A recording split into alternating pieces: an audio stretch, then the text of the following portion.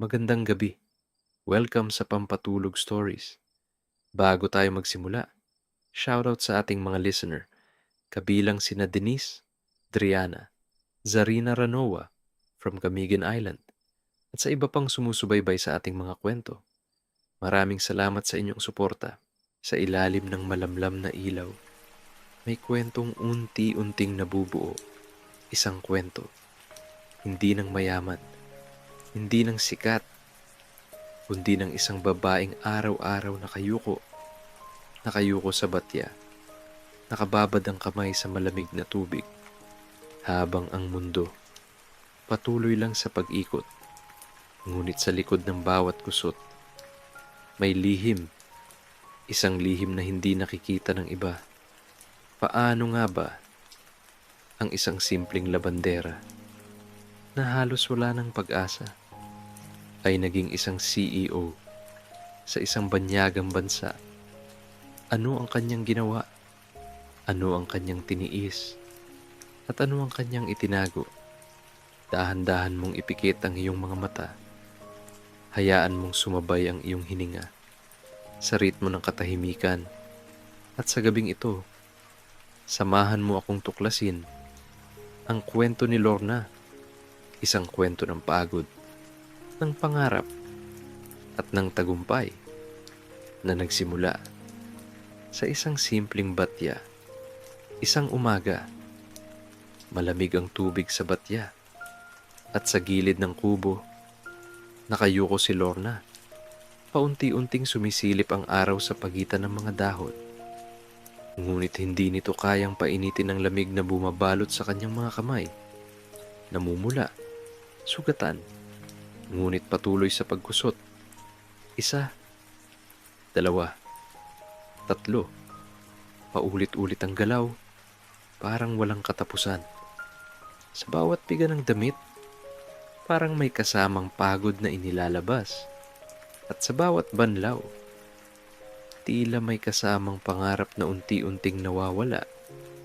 Sa likod ng kanyang kubo, nakatambak ang mga labahin ng ibang tao.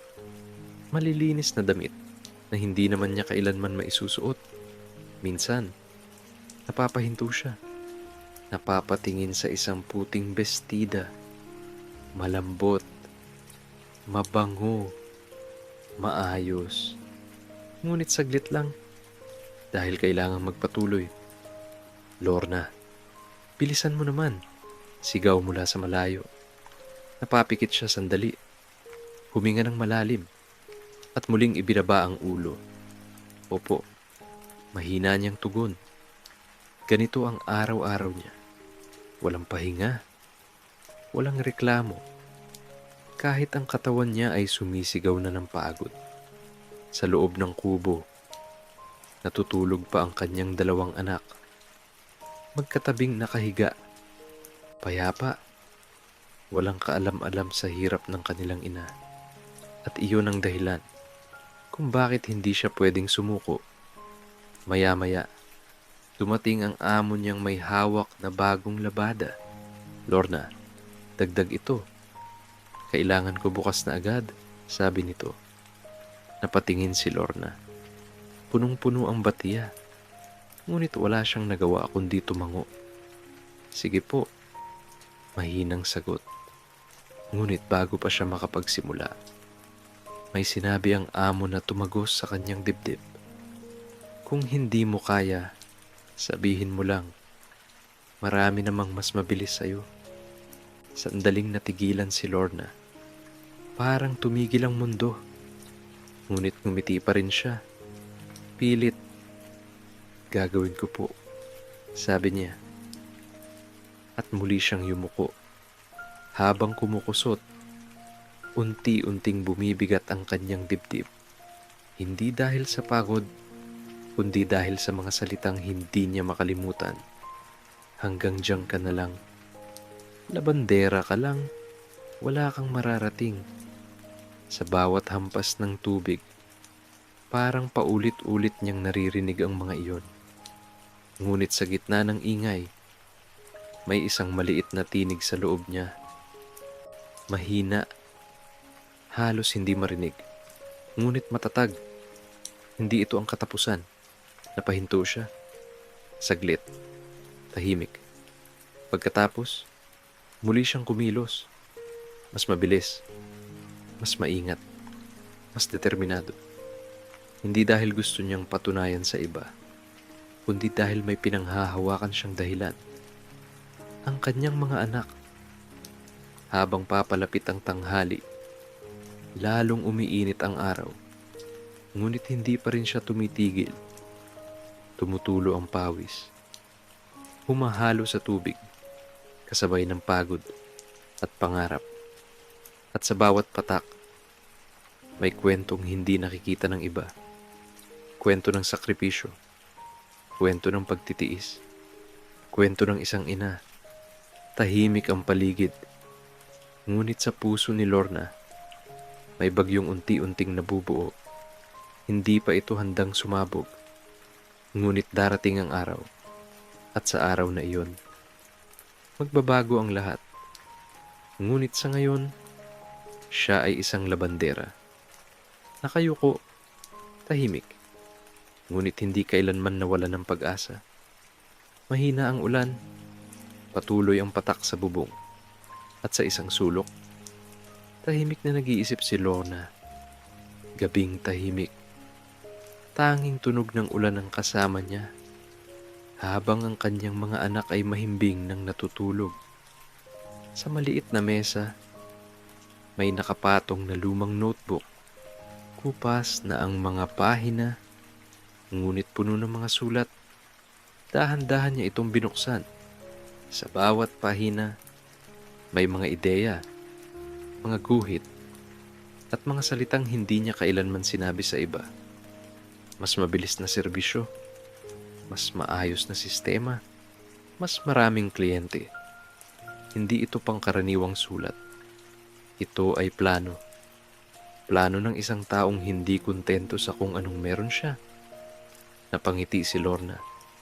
Mahina, ngunit totoo. Sa kabila ng pagod, may apoy na hindi namamatay. Minsan, habang naglalaba siya, napapaisip siya, paano kung hindi lang siya ang naglalaba? Paano kung may sistema? Paano kung may negosyo? Napapailing siya. Parang pinagtatawanan ng sarili. Labandera ka lang. Bulong niya. Ngunit kahit sabihin niya iyon, hindi nawawala ang ideya. Sa isip niya, may mga larawang nabubuo. Maraming tao. May kanya-kanyang gawain. May organisadong sistema. At siya, hindi na nakayuko, kundi nakatayo. Pinapanood ang lahat. Bigla siyang napatingin sa kanyang mga kamay. Magaspang, sugatan, pagod. Ngunit sa mga kamay na iyon, may kakayahang magbago ng buhay. Hindi lang ng iba, kundi ng sarili niya. Sa labas, patuloy ang ulan. Parang sumasabay sa tibok ng kanyang puso. Maya-maya, may kumatok. Lorna, may dagdag na labada bukas ha. Sigaw ng kapitbahay. Napahinto siya. Saglit, tahimik. Sige po, sagot niya. Ngunit pagkatapos, muli niyang binalikan ang notebook. Mas mahigpit ang hawak niya ngayon. Parang ayaw na niyang bitawan. Parang ito na lang ang natitirang bahagi ng sarili niya. Hindi ang labandera, kundi ang nangangarap. Habang sinusulat niya ang bagong ideya, may kakaibang pakiramdam. Takot, excitement, at pag-asa. Hindi niya alam kung saan ito patungo. Ngunit alam niya, hindi ito basta-basta. Sa isang sulok ng pahina, may isinulat siya. Hindi habang buhay ganito. Tumigil siya. Tinitigan ang mga salita. At sa unang pagkakataon, hindi siya natakot. Sa halip, naramdaman niya ang kakaibang lakas. Parang may nagsasabi sa kanya, pwede mo itong baguhin. Sa labas, unti-unting humihina ang ulan at sa loob ng kubo, may isang pangarap na unti-unting lumalakas. Hindi ito sigaw, hindi ito ingay. Isa itong tahimik na desisyon na balang araw, hindi na siya basta labandera. Hindi pa niya alam kung paano, hindi pa malinaw ang landas. Ngunit nagsimula na sa isang lumang notebook, sa isang pagod na gabi, sa isang pusong hindi sumuko. Tahimik ang gabi. Ngunit sa isip ni Lorna, may mundong unti-unting nabubuo. At sa mundong iyon, hindi siya nakayuko, kundi nakatayo. Handang harapin ang lahat. At sa unang pagkakataon, naniniwala siya na ang pangarap, kahit gaano kaliit, kapag pinanghawakan, ay kayang baguhin ang lahat. Mainit ang araw, mabigat ang labada, pero sa araw na yon, may nagbago. Maagang nagising si Lorna, hindi dahil sa alarm, kundi dahil sa bigat ng pakiramdam. Parang may kakaibang mangyayari, ngunit hindi niya alam kung ano. Sa labas ng kubo, nakahilera ang mga batya, puno ng damit at puno ng responsibilidad. Habang sinisimulan niya ang pagkusot, naririnig niya ang ingay ng mga tao sa daan. Karaniwan lang, walang kakaiba. Hanggang sa may huminto, isang sasakyan, malinis, bago, tahimik. Bumukas ang pinto at may babaeng bumaba. Maayos ang pananamit, diretso ang tindig, at may kakaibang presensya. Napatingin si Lorna. Saglit, pagkatapos ay yumuko muli. "Ikaw si Lorna?" tanong ng babae. Napahinto siya. "Opo." Mahina niyang sagot. Lumapit ang babae. Tiningnan ang mga labada at ang paraan ng kanyang pagkusot. Tahimik, mapanuri. "Matagal ka na bang naglalaba?" tanong nito. "Opo, ilang taon na rin." Tumango ang babae. "May ipapalaba ako." "Marami," sabi nito. Napatingin si Lorna at sa likod ng sasakyan, may mga sako. Punong-puno ng damit, parang hindi matatapos. Saglit siyang natigilan. Ngunit sa isip niya, isang salita ang paulit-ulit. "Pagkakataon, kaya ko po." Agad niyang sagot. Ngumiti ang babae. Bahagya, parang may alam. "Sige, pero gusto ko maayos at mabilis," sabi nito. Tumango si Lorna. Habang inilalapag ang mga sako, ramdam niya ang bigat. Hindi lang sa katawan, kundi sa responsibilidad. Habang nagsisimula siya, mas mabilis ang galaw niya, mas maingat, mas determinado. Oras ang kalaban, ngunit hindi lang iyon. Sa bawat kusot, may iniisip siya, paano kung hindi lang ako mag-isa? Napahinto siya. Saglit. Pagkatapos, muling kumilos. Mas mabilis. Mas malinaw ang isip. Habang papalapit ang tanghali, hindi pa rin siya tapos, ngunit hindi siya sumusuko. Maya-maya, lumapit muli ang babae. Tahimik nitong pinanood si Lorna. Pagkatapos, bigla itong nagsalita. "Alam mo, hindi lang ikaw ang pwedeng gumawa nito." Napatingin si Lorna. Hindi niya agad naintindihan. Kung marami kang kasama, mas mabilis, mas malaki ang kaya mong gawin. Dagdag ng babae. Parang may ilaw na biglang sumindi. Sa isip ni Lorna, unti-unting nagdudugtong ang mga ideya. Notebook, sistema, maraming tao. Pwede. Bulong niya. Ngunit mahina. Halos hindi marinig. Ngumiti ang babae. Parang nakita ang iniisip niya. Pagkatapos, May inilabas itong bagay, isang lumang cellphone. Gamitin mo ito para makipag-usap, para maghanap ng trabaho, para lumaki. Sabi nito, napatingin si Lorna. Hindi siya makapaniwala. Cellphone, para sa kanya, para sa isang labandera. Hindi ko po kaya bayaran. Sabi niya, humiling ang babae. Hindi mo kailangang bayaran. Gamitin mo lang ng tama. Sagot nito, tahimik. Walang salita.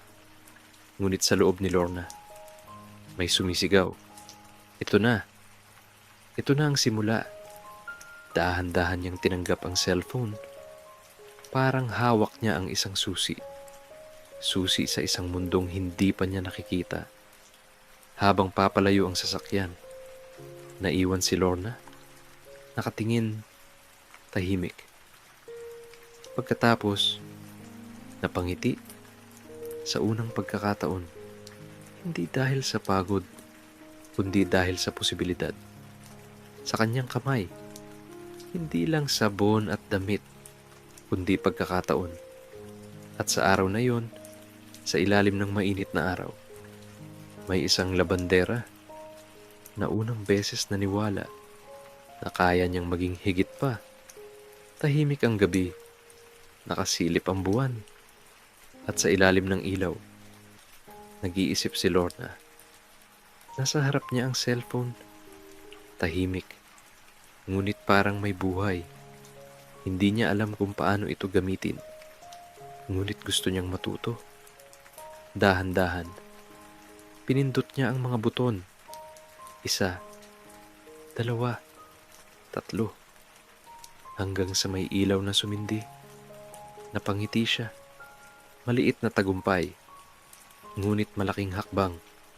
Sa gilid ng mesa, nakahiga ang kanyang notebook. Binuksan niya ito at sinimulang ikonekta ang lahat. Mga ideya, mga posibilidad, mas maraming tao, mas mabilis na trabaho, mas malaking kita. Unti-unting nagiging malinaw. Hindi na lang ito pangarap, kundi plano. Kinabukasan, maagang nagpunta si Lorna sa kapitbahay. Kailangan ko ng tulong. Sabi niya, napatingin ang kapitbahay. Naku, Lorna, hindi ka naman marunong magpasahod. Sagot nito, tahimik. Ngunit hindi umatras si Lorna. Tutulungan kita. Babayaran kita. Kahit konti lang. Sabi niya, may alinlangan. Ngunit may pag-asa. Maya-maya, tumango ang kapitbahay at doon nagsimula. 2 sila, magkasamang naglalaba. Mas mabilis, mas maayos, at mas magaan. Habang tumatagal, dumadami ang kanilang ginagawa. 3, 4, 5. Unti-unting lumalaki. Sa bawat araw, mas lumilinaw ang sistema. May naghihiwalay ng puti. May nagkukusot. May nagbabanlaw. May nagsasampay. Organisado. Simple. Ngunit epektibo. At sa gitna ng lahat, si Lorna, hindi na lang nakayuko, kundi nagmamasid. Nagpaplano. Namumuno. Ngunit hindi lahat ay masaya. Sa gilid, may mga taong nakatingin, nakangiti, ngunit may halong pangungutya. Akala mo naman kung sino na. Labandera lang yan. CEO na daw. Mahihinang tawa. Masakit, ngunit pamilyar. Saglit na tumahimik si Lorna. Narinig niya ang lahat. Ramdam niya, ngunit hindi siya nagsalita. Sa halip, mas inayos niya ang trabaho. Mas pinaganda ang sistema. Mas pinabilis ang galaw. Dahil alam niya, hindi salita ang magpapatunay, kundi resulta. Sa gabi, pagod ang katawan, ngunit gising ang isip. Nasa harap muli siya ng notebook. Mas marami na ang laman. Mas malinaw. Mas totoo. Sa isang sulok, May bagong linya. Simula pa lang ito. Napangiti siya. Tahimik. Ngunit puno ng determinasyon. Habang lumilipas ang mga araw, tumarami ang kliyente dahil sa isang bagay, kalidad, at sa tulong ng cellphone. Natuto siyang tumanggap ng orders, tumawag, mag-text, makipag-usap. Unti-unting lumalawak ang mundo niya. Hindi na lang baryo, kundi mga karatig lugar. At sa bawat bagong kliyente, mas lumalakas ang loob niya. Hindi na siya yung dating Lorna. Nakayuko sa batya. Ngayon, isa na siyang leader, ngunit sa gitna ng pag-unlad, may isang bagay na hindi nawawala. Takot, takot na baka mawala ang lahat. Takot na baka hindi sapat. Ngunit sa bawat takot, may mas malakas na boses. Magpatuloy ka. Tahimik ang gabi. Ngunit sa puso ni Lorna, may apoy na hindi na mapapatay. At sa ilalim ng buwan, isang pangarap ang unti-unting nagiging realidad. Hindi mabilis, hindi madali, ngunit totoo. At sa bawat hakbang, papunta siya sa isang mundong hindi niya akalaing mararating. Isang mundong siya ang may kontrol. Isang mundong siya ang gumagawa ng sarili niyang kwento. At sa mundong iyon, hindi na siya basta labandera, kundi isang babaeng handang baguhin ang kanyang kapalaran. Madilim ang langit, malakas ang ulan, at kasabay nito, bumagsak ang lahat. Maagang nagsimula ang araw, ngunit kakaiba ang pakiramdam. Parang may mali sa isang sulok. Tahimik na nakatayo si Lorna habang tinitingnan ng kanyang mga kasama. Hindi tulad ng dati. May kulang. Nasaan sina Nena at Mila? Tanong niya. Tahimik. Nagkatingin na ng iba. Umalis na sila. Mahina ang sagot. Parang may bumagsak sa dibdib niya. Bakit? Nanginginig niyang tanong. Walang sumagot agad. Hanggang sa may nagsalita. May nagsabi, hindi daw maayos ang bayad at mabagal ang sistema. Parang kidlat. Diretso sa puso. Napaatras si Lorna. Hindi siya makapaniwala. Ilang sandali. Wala siyang marinig. Tanging tibok ng puso. Malakas. Magulo. Habang papalakas ang ulan, parang sumasabay ang sakit. Maya-maya, may dumating na kliyente. Galit. Lorna, nasaan na ang labada ko? Late ka na. Sigaw nito. Napatingin siya. Pasensya na po. Inaayos ko lang. Sagot niya. Ngunit hindi ito nakinig. Hindi ka na maaasahan. Huling beses na ito. Sabi nito. At tuluyang umalis. Tahimik. Basang-basa ang paligid at pati ang kanyang loob. Isa-isa. Parang domino. Nawawala ang lahat. Mga tao. Mga kliyente. Tiwala. At sa gitna ng kaguluhan, naiwan si Lorna. Mag-isa. Nakatingin sa mga batya na parang biglang naging mabigat. Hindi lang sa laman, kundi sa kahulugan. Umupo siya sa gilid at dahan-dahang napayuko. Hindi na niya napigilan. Tumulo ang luha. Tahimik. Walang ingay. Ngunit mabigat. Mali ba ako? Bulong niya. Walang sumagot. Tanging ulan. At ang malamig na hangin. Sa sandaling iyon, parang gusto na niyang bumitaw. Bumalik sa dati. Yung simple. Yung walang inaasahan. Yung walang sakit. Ngunit sa gitna ng katahimikan, may pumasok na alaala. 2 batang natutulog. Mahimbing. Umaasa. Umaasa sa kanya. Napapikit si Lorna. Mahigpit. At doon, May nagbago. Hindi bigla, hindi malakas, kundi dahan-dahan. Parang apoy na muling sinindihan, dahan-dahan siyang tumayo. Pinunasan ng luha at muling hinawakan ng isang damit. Basang-basa, mabigat. Ngunit kaya, isa, dalawa, tatlo, muling nagsimula. Mag-isa, tahimik, ngunit buo ang loob. Kinabukasan, mas maaga siyang nagising. Mas tahimik, mas seryoso. Hindi siya nagsalita, hindi siya nagreklamo. Sa halip, inayos niya ang sistema. Pinlano muli, pinag-isipan ang bawat mali. Tinawagan ang mga dating kliyente. Isa-isa, humingi ng pagkakataon. Hindi para magmakaawa, kundi para patunayan na kaya niyang bumangon. Mahirap. Maraming tumanggi. Maraming hindi naniwala. Ngunit may ilan na nagbigay ng isa pang pagkakataon. At iyon ang sapat. Unti-unti, muli siyang nagsimula. Hindi kasing bilis ng dati, ngunit mas matibay, mas maingat, mas totoo. At sa bawat araw, mas lumalakas siya. Hindi na lang bilang labandera, kundi bilang isang taong natutong bumangon mula sa pagkakadapa. Tahimik ang gabi, ngunit sa puso ni Lorna, may bagong lakas, hindi galing sa tagumpay, kundi sa sakit.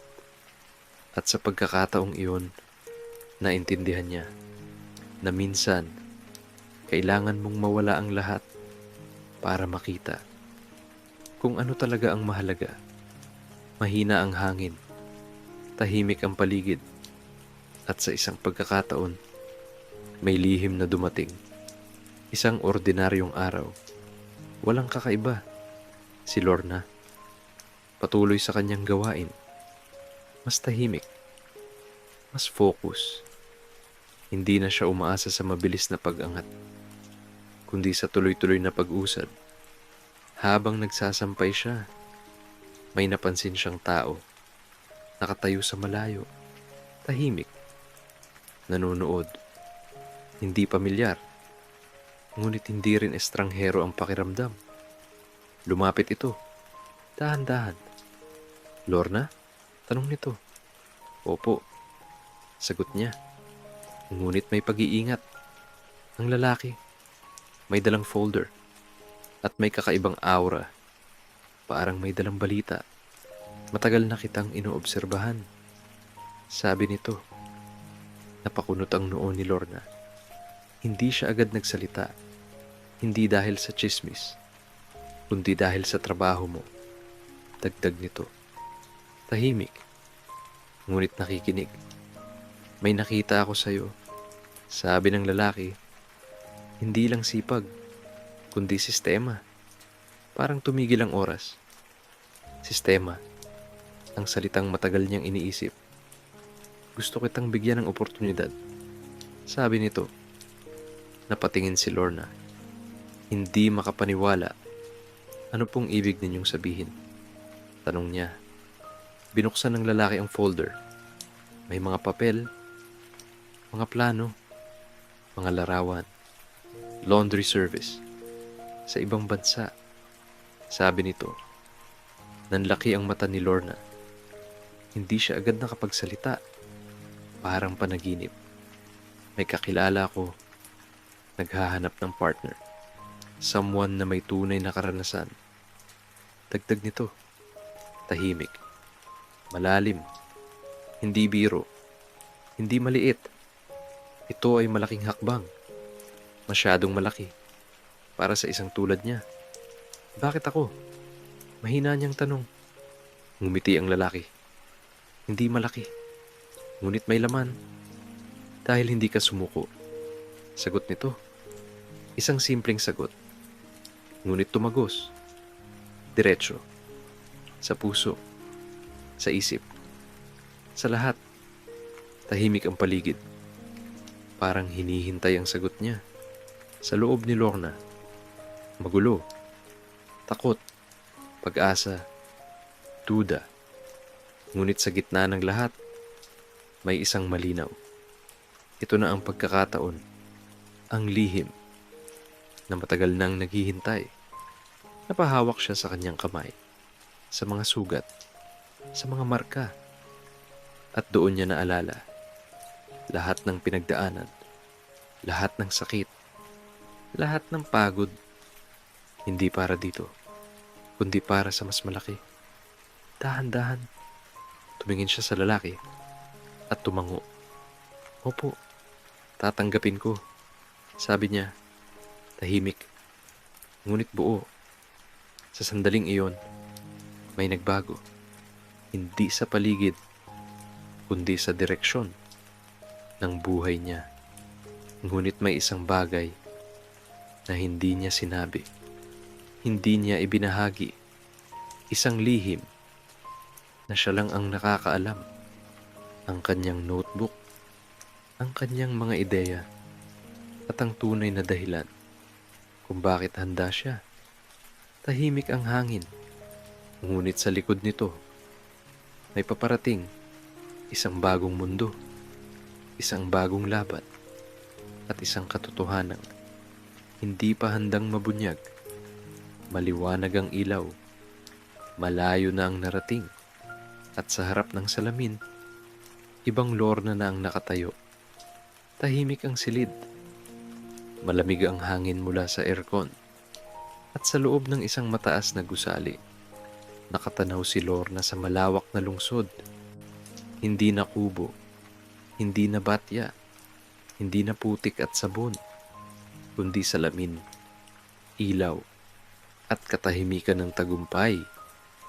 Sa kanyang harapan, may malaking mesa, may mga papel, kontrata, at mga taong naghihintay sa kanyang desisyon. Ma'am Lorna, ready na po ang expansion plan, sabi ng isa. Napatingin siya, tahimik, ngunit matalim ang tingin. Hindi na siya ang dating nahihiyang babae, hindi na siya yung agad yumuyuko. Ngayon, siya ang pinapakinggan, siya ang sinusunod. Dahan-dahan siyang tumango. Proceed. Maikli niyang sagot. At sa isang salita, may mga buhay na nagbabago. Ganun na kalaki ang kanyang mundo ngayon. Mula sa maliit na batya hanggang sa malalaking makina. Mula sa kamay na kumukusot hanggang sa sistemang kanyang pinamamahalaan. Sa isang sulok ng opisina, may larawan. 2 batang nakangiti. Ang kanyang mga anak. Tahimik siyang lumapit. Hinawakan ng frame at napangiti. Mahina, ngunit puno ng kahulugan. Para sa inyo. Bulong niya. Sa bawat tagumpay, hindi niya nakalimutan kung saan siya nagsimula. Ang lamig ng tubig, ang sakit ng kamay, ang mga salitang minsang dumurog sa kanya. Ngunit ngayon, ang mga iyon ang naging pundasyon ng kanyang lakas. Sa kabilang banda, may mga empleyado, iba't ibang lahi, iba't ibang kwento, ngunit iisa ang layunin. At lahat sila nakatayo dahil sa sistemang minsang isinulat sa isang lumang notebook. Napahinto si Lorna. Saglit. Parang may naalala. Isang bagay na matagal niyang itinago sa loob ng kanyang bag. Tahimik niyang inilabas. Isang lumang notebook. Kupas. Luma. Ngunit buo. Dahan-dahan niya itong binuksan. Nandoon pa rin ang mga unang sulat. Mga ideya, mga pangarap, at ang unang linya. Hindi habang buhay ganito. Napapikit si Lorna. Saglit. At sa sandaling iyon, bumalik ang lahat. Ang ulan, ang batya, ang sakit, ang pagod, at ang pag-asa. Ngunit kasabay nito, may isa pang alaala, isang tanong, isang detalye na hindi niya kailanman nasagot. Bakit siya? Bakit sa lahat ng tao, siya ang pinili? Dahan-dahan niyang isinara ang notebook. Tahimik, ngunit mabigat. Sa labas, patuloy ang ingay ng lungsod. Mga sasakyan, mga ilaw, mga taong nagmamadali. Ngunit sa loob ni Lorna, may katahimikan na may halong tanong. Hindi pa tapos, hindi pa buo. At sa gitna ng kanyang tagumpay, may isang lihim na unti-unting lumalapit. Tahimik ang gabi, ngunit sa likod ng bawat ilaw, may katotohanang naghihintay. Tahimik ang gabi, walang ingay. At sa isang lihim, nabunyag ang lahat. Sa loob ng opisina, mag-isa si Lorna. Nakaupo, tahimik. Sa kanyang harapan, nakalapag ang notebook. Bukas, parang may hinihintay. Maya-maya, may kumatok. Mahina, ngunit malinaw. Pasok, sabi niya. Pumasok ang isang lalaki. Pamilyar, tahimik. Ang parehong lalaking nagbigay ng oportunidad. Lumapit ito at umupo sa tapat niya. Walang salita. Hanggang sa siya na ang nagsalita. Alam mo na ba? Tanong nito. Napatingin si Lorna. Mula noon, may pakiramdam na ako. Sagot niya. Tahimik. Ngunit diretso. Ngumiti ang lalaki. Hindi na misteryoso, kundi malinaw. Matagal ka na naming sinusubaybayan. Sabi nito, hindi lang dahil sa sipag mo, kundi dahil sa mga ideya mo. Napahawak si Lorna sa notebook. Mahigpit. Notebook mo. Dagdag ng lalaki. Matagal na naming nakita. Parang tumigil ang mundo. Hindi siya gumalaw. Hindi siya nagsalita. May nakapulot nito dati, sabi nito. At ang laman, ginamit. Diretso, walang paligoy, parang kutsilyo. Sa katotohanan, nanlaki ang mata ni Lorna. Unti-unting nabubuo ang lahat. Ang sistema, ang ideya, ang konsepto. Hindi lang pala sa kanya, matagal na itong umiikot. Ngunit, hindi sa kanya nanggaling, kundi mula sa kanya. Siya ang pinagmulan. Siya ang simula. At kaya ka namin hinanap, sabi ng lalaki, dahil ikaw ang tunay na may-ari ng ideya. Tahimik, ngunit malakas. Mas malakas pa sa kahit anong sigaw. Sa loob ni Lorna, halo-halong emosyon. Galit, gulat, at kakaibang saya. Hindi dahil sa nangyari, kundi dahil sa katotohanan na kahit ninakaw, kahit ginamit ng iba, ang ideya ay sa kanya pa rin nagmula. Napapikit siya, mahigpit, at sa pagmulat, iba na ang tingin niya. Mas malinaw, mas buo. Kaya pala, bulong niya. Ngumiti ang lalaki. Hindi ka namin pinili dahil naawa kami. Sabi nito, pinili ka namin dahil ikaw ang pinakakarapat dapat. Tahimik, ngunit sapat. Sa sandaling iyon, nawala ang lahat ng tanong. Napalitan ng isang katotohanan. Hindi aksidente, hindi swerte, kundi resulta ng tahimik na pagsusumikap ng isang babaeng minsang minamaliit mula sa batya hanggang sa mundo.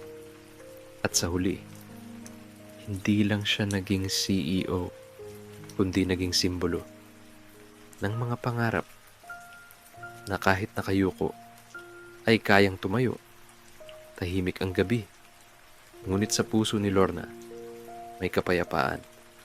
Dahil alam niya, sa likod ng bawat tagumpay, may kwentong hindi kayang nakawin at iyon ang kanyang kwento. Magandang gabi.